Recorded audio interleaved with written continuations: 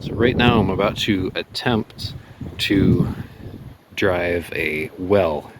So yesterday I built this tripod with a pulley on it to help me drive the well in the ground. I dug a hole with a post holer as deep as I could. So here's pretty much, I think, all the parts I'll need. So I've got the pump itself, got the sand point,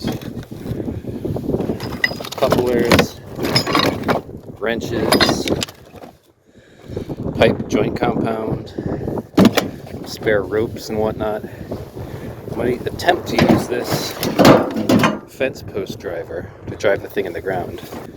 And I've got 3 of these 5-foot pipes. Here's the sand point. It's attached to this coupler with joint compound and the first 5-foot section. Alright, so I just stuck the whole setup in the ground.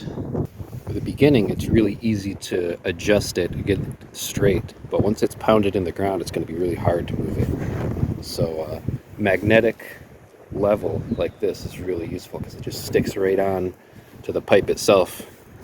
This cinder block is just to give it some extra weight when it slams down, because the fence post driver by itself was too light to really do anything with just its own weight. Well, it was working until the brick broke, so I'll have to try something else. Okay, fresh brick tied to the bottom instead of the top. So now it's the rope that's taking the impact and not the brick. So I don't think the brick will break. We'll see how this works.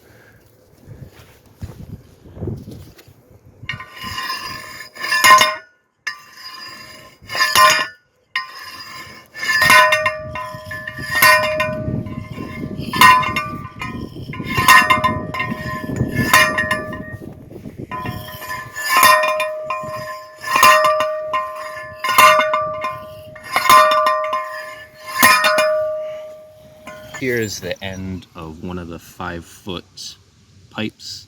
In total, it goes down about 15 feet. I would have gone down further, except I hit a rock at a certain point. And then there's just this coupler here. I think that's like a 2-inch pipe right there.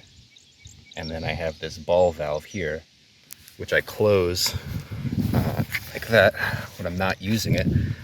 And that makes it so that the water doesn't eventually go down, and then it would need to be re-primed again.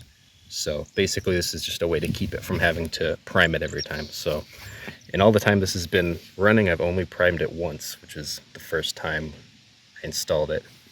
So then I have this piece, like another 6-inch piece, and then I just screwed the well on, and I used joint compound to connect all these pieces together.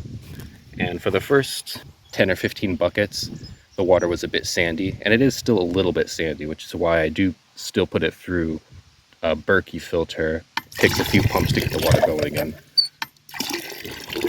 So it does take some effort. It probably takes like 5 minutes to fill up one of these buckets. I usually fill up 2 buckets at a time.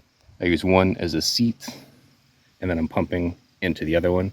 And then once this one's full, I just switch them around and use the wheelbarrow to bring them back to be filtered.